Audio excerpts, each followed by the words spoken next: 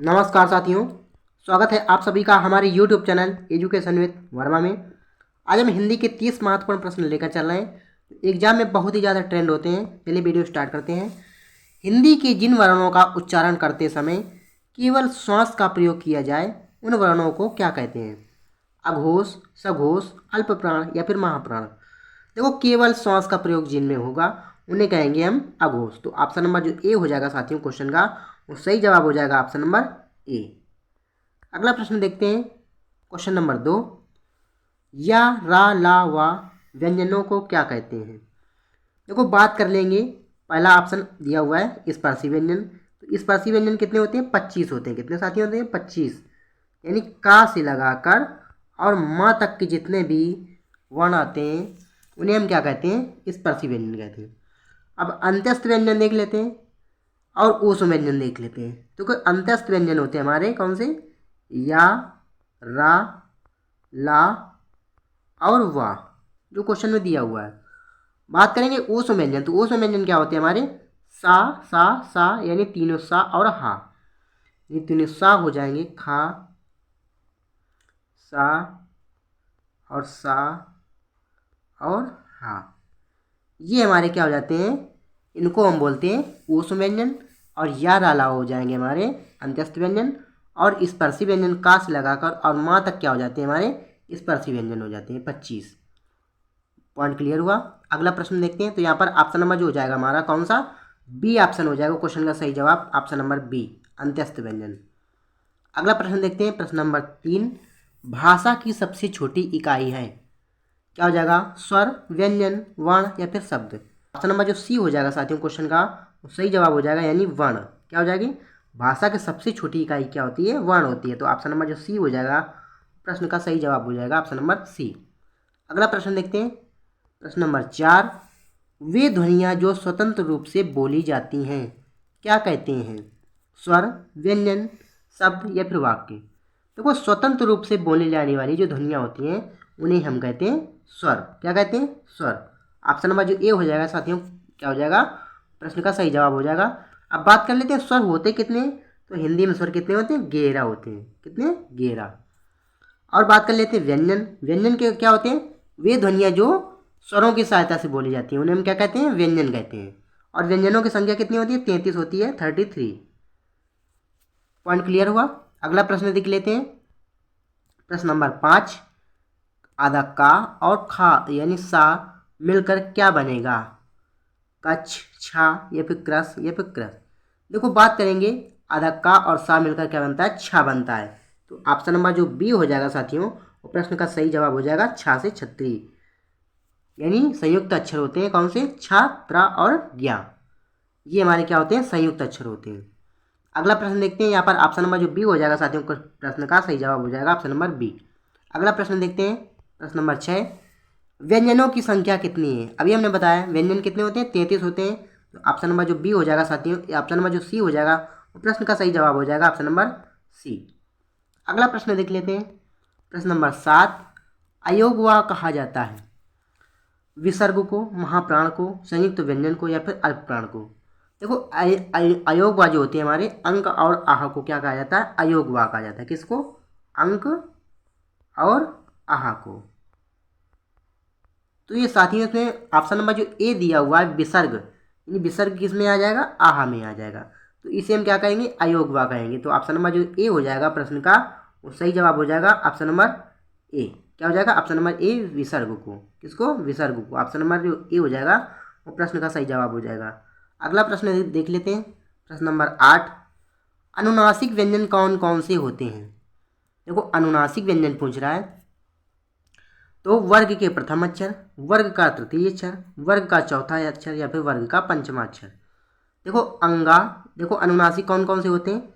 एक होता है हमारा अंगा, इसके बाद आता है हमारा इया, इसके बाद आता है अड़ा, इसके बाद ना और म। ये 5 क्या होते हैं? हमारे अनुनासिक व्यंजन होते हैं, यानी अनुनासिक ध्वनियाँ होती हैं। तो वर्ग का 5वां अक्षर जो क्या होता है वो अनुनासिक व्यंजन होते हैं। तो ऑप्शन नंबर यहाँ पर साथियों जो डी हो जाएगा प्रश्न का, सही जवाब हो जाएगा, यानी वर्ग का 5वां अक्षर। अगला प्रश्न देख लेते हैं, प्रश्न नंबर 9। शब्दांश और शब्दों के मेल से जो रचना होती है वह कहलाती है मूल शब्द, यौगिक शब्द, उपसर्ग या फिर प्रत्यय। देखो उपसर्ग क्या होते हैं? वे शब्दांश जो किसी शब्द के पहले जोड़े जाते हैं वो क्या होते हैं? उपसर्ग होते हैं। और प्रत्यय क्या होता है? वे शब्दांश जो किसी शब्द के बाद में जोड़े जाते हैं वे होते हैं प्रत्यय। और यहाँ पर शब्दांश और शब्दों के मेल से जो रचना बनती है उसे हम क्या कहते हैं? तो साथियों उसे कहते हैं हम यौगिक शब्द। क्या कहते हैं? यौगिक शब्द। ऑप्शन नंबर जो बी हो जाएगा वो प्रश्न का सही जवाब हो जाएगा, ऑप्शन नंबर बी। अगला प्रश्न देख लेते हैं। शक का अर्थ है, इसमें पर्यायवाची दिया हुआ है, इसमें आपको बताना कौन सा हो जाएगा? मनोज, मीना, पिनाकी, इंद्र या फिर पंचबाण। देखो साथियों इसमें जो हो जाएगा ऑप्शन नंबर सी यानी इंद्र का ये अर्थ होता है।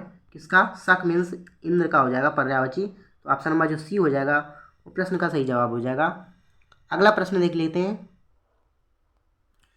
निम्नलिखित शब्दों में से एक फारसी का है, यानी फारसी का भी एक शब्द दिया हुआ है, वो कौन सा है? कबूतर, कठफोरवा, मोर या फिर कौवा। साथियों बात करेंगे तो ऑप्शन नंबर जो ए हो जाएगा कबूतर, वो क्या हो जाएगा? फारसी भाषा का शब्द हो जाएगा, ऑप्शन नंबर ए। क्या हो जाएगा? ऑप्शन नंबर जो ए हो जाएगा कबूतर प्रश्न का सही जवाब हो जाएगा। कबूतर किस भाषा का शब्द है? फारसी भाषा का। अगला प्रश्न देख लेते हैं। निम्नलिखित में से देशज शब्द कौन सा है? यानी देशज अपने देश में कौन सा, अपने देश का जो है तो हाथ, कमल, लोटा या फिर पैर। यहाँ पर ऑप्शन नंबर जो हो जाएगा सी, लोटा क्या हो जाएगा? देशज शब्द है, बाकी सभी विदेशी शब्द है। तो ऑप्शन नंबर जो सी हो जाएगा प्रश्न का वो सही जवाब हो जाएगा, ऑप्शन नंबर सी, लोटा। अगला प्रश्न देख लेते हैं। प्रश्न नंबर 13। हानि लाभ में कौन सा समास है? अब आपको कोई विरोधी दे दिया जाए या फिर कोई समानार्थक दे दिए जाए और दो ये एक ही तरह के दिया हो तो वहाँ पर आपको क्या मानना है? वहाँ पर द्वंद्व समास होता है। देखो द्विगु समास होगा नहीं, तत्पुरुष होगा नहीं, बहुब्रीहि होगा नहीं, यहाँ पर होगा द्वंद्व समास। तो ऑप्शन नंबर जो डी हो जाएगा इनमें से कोई नहीं, प्रश्न का सही जवाब हो जाएगा option number D. Point clear हुआ साथियों? अगला प्रश्न देख लेते हैं। देखो द्वंद्व समास में दोनों पद प्रधान होते हैं। अगला प्रश्न है प्रश्न नंबर 14। महेश्वर में कौन सी संधि है? वृद्धि संधि, यण संधि, दीर्घ संधि या फिर गुण संधि। बात करेंगे ऑप्शन नंबर जो ए हो जाएगा साथियों वो प्रश्न का सही जवाब हो जाएगा वृद्धि संधि। क्या हो जाएगा? ऑप्शन नंबर जो ए हो जाएगा प्रश्न का वो सही जवाब हो जाएगा। अगला प्रश्न देख लेते हैं। किस शब्द में विसर्ग संधि है? विसर्ग संधि बताना आपको। अहंकार, हिमालय, दुष्कर या फिर उल्लास। देखो दुष्कर क्या हो जाएगा हमारा? ये विसर्ग संधि हो जाएगा, यानी दुह प्लस कर क्या हो जाएगा? दुष्कर हो जाएगा। तो ऑप्शन नंबर जो सी हो जाएगा साथियों प्रश्न का सही जवाब हो जाएगा दुष्कर। ऑप्शन नंबर सी प्रश्न का क्या हो जाएगा? सही जवाब हो जाएगा। अगला प्रश्न देख लेते हैं। प्रश्न नंबर 16। जब उपमेय में उपमान की संभावना प्रकट की जाए तो साथियों कौन सा अलंकार होता है? उपमा, रूपक, उत्प्रेक्षा या फिर इनमें से कोई नहीं। तो वहाँ पर होता है हमारा उत्प्रेक्षा अलंकार, यानी उपमान की जब संभावना प्रकट की जाए तो वहाँ पर उत्प्रेक्षा अलंकार होता है। ऑप्शन नंबर जो सी हो जाएगा साथियों वो प्रश्न का सही जवाब हो जाएगा। अगला प्रश्न देख लेते हैं। चरण कमल बंदव हरिराई में कौन सा अलंकार है? बहुत ही ज़्यादा पूछा गया है। यमक, रूपक, श्लेष या फिर अनुप्रास। बात करेंगे ऑप्शन नंबर जो बी हो जाएगा रूपक प्रश्न का सही जवाब हो जाएगा ऑप्शन नंबर बी। कौन सा? ऑप्शन नंबर बी, रूपक अलंकार। अगला प्रश्न देख लेते हैं। प्रश्न नंबर 18। कनक कनकते सौगुनी मादकता अधिकाय में कौन सा अलंकार है? अनुप्रास, रूपक, यमक या फिर श्लेष। बात करेंगे ऑप्शन नंबर जो सी हो जाएगा वो प्रश्न का सही जवाब हो जाएगा, यानी कनक कनक दो बार आया है। एक का अर्थ होता है सोना और एक का अर्थ होता है धतूरा। एक को व्यक्ति खाने से पागल हो जाता है और दूसरे को पाने से। यहाँ पर ऑप्शन नंबर जो सी हो जाएगा साथियों प्रश्न का सही जवाब हो जाएगा यमक, यमक अलंकार। अगला प्रश्न देखते हैं। मात्रा की दृष्टि से दोहा के ठीक विपरीत होता है, यानी मात्रा के हिसाब से दोहा के ठीक विपरीत होता है तो वो क्या होता है? हमारा सोरठा होता है। इसमें 4 चरण होते हैं। ऑप्शन नंबर जो डी हो जाएगा साथियों प्रश्न का सही जवाब हो जाएगा। अगला प्रश्न देख लेते हैं। यानी दोहा का सीधा उल्टा होता है वो सोरठा होता है। वीर रस का स्थायी भाव है, क्या हो जाएगा? वीर रस का स्थायी भाव शोक, भय, उत्साह या फिर निर्वेद। देखो बात करेंगे ऑप्शन नंबर जो सी हो जाएगा साथियों प्रश्न का सही जवाब हो जाएगा, यानी वीर रस का जो स्थायी भाव होता है क्या होता है? वो होता है उत्साह। और शोक क्या होता है? ये करुण रस का होता है। किसका होता है? करुण रस का।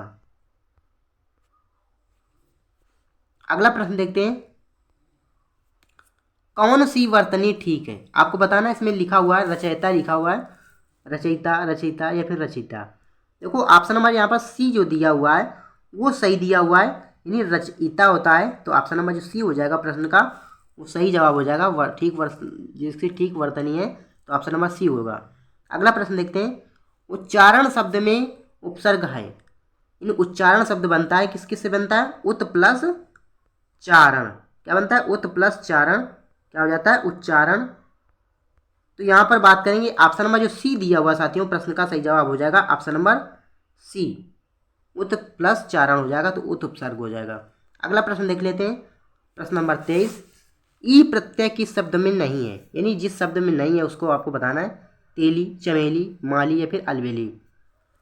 बात करेंगे ऑप्शन नंबर जो दिया हुआ है बी चमेली, उसमें ई प्रत्यय नहीं है, क्योंकि इसमें कोई भी अगर ई अगर हटा दिया जाएगा तो इसका कोई अर्थ नहीं निकलेगा, इसलिए ऑप्शन नंबर जो बी हो जाएगा साथियों प्रश्न का सही जवाब हो जाएगा चमेली। अगला प्रश्न देख लेते हैं, सौदामिनी का पर्यायवाची है विबुध, शक्र, क्षण प्रभा या फिर आसार। बात करेंगे ऑप्शन नंबर जो सी हो जाएगा प्रश्न का वो सही जवाब हो जाएगा, यानी ये बिजली का पर्यायवाची होता है। ऑप्शन नंबर जो सी हो जाएगा प्रश्न का वो सही जवाब हो जाएगा क्षण प्रभा। अगला प्रश्न देख लेते हैं, दूर से फेंक कर चलाया जाने वाला हथियार क्या कहलाता है? यानी दूर से जो फेंक कर चलाया जाने वाला हथियार होता है वो कहलाता है अस्त्र। क्या कहलाता है? अस्त्र। ऑप्शन नंबर जो ए हो जाएगा साथियों प्रश्न का सही जवाब हो जाएगा ऑप्शन नंबर ए। और जो हाथ में लेकर चलाया जाता है उसे क्या कहते हैं? उसे कहते हैं शस्त्र।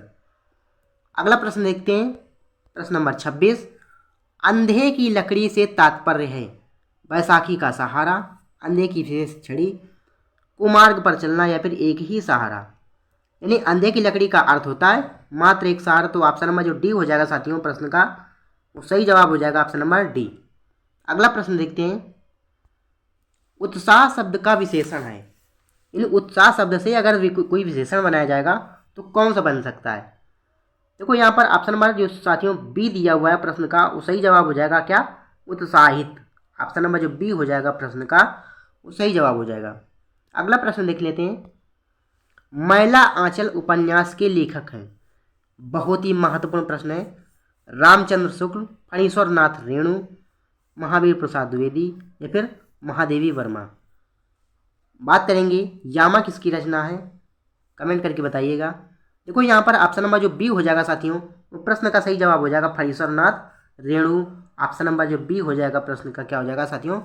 सही जवाब हो जाएगा ऑप्शन नंबर बी। अगला प्रश्न देख लेते हैं, हिंदी दिवस किस तिथि को मनाया जाता है? 14 सितंबर, 14 नवंबर, 22 मार्च या फिर इनमें से कोई नहीं। आज कौन सा दिवस है? 22 मार्च है। आज जल दिवस है साथियों। कौन सा? जल दिवस।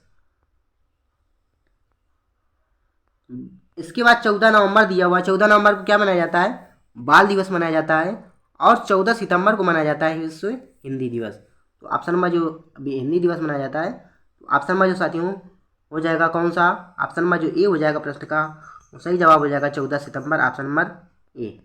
अगला प्रश्न देख लेते हैं, भारत का प्रथम राष्ट्र कवि किसे कहा जाता है? राष्ट्र कवि के नाम से किसे जाना जाता है? कौन से कवि हैं वो? मैथिली शरण गुप्त, श्याम सुंदर दास या फिर रामचंद्र शुक्ल या फिर उपरोक्त में से कोई नहीं। देखो बात करेंगे ऑप्शन नंबर जो पहला हो जाएगा, यानी राष्ट्र कवि के नाम से अगर जाना जाता है तो वो जाना जाता है मैथिली शरण गुप्त को। ऑप्शन नंबर जो ए हो जाएगा साथियों प्रश्न का वो सही जवाब हो जाएगा। आपको साथियों हमारा वीडियो कैसा लगा? वीडियो अच्छा लगा हो तो वीडियो को लाइक कर दीजिए, चैनल पर नए हैं तो चैनल को सब्सक्राइब करके जाइएगा। चलिए मिलते हैं, तब तक नमस्कार, जय हिंद, वंदे मातरम।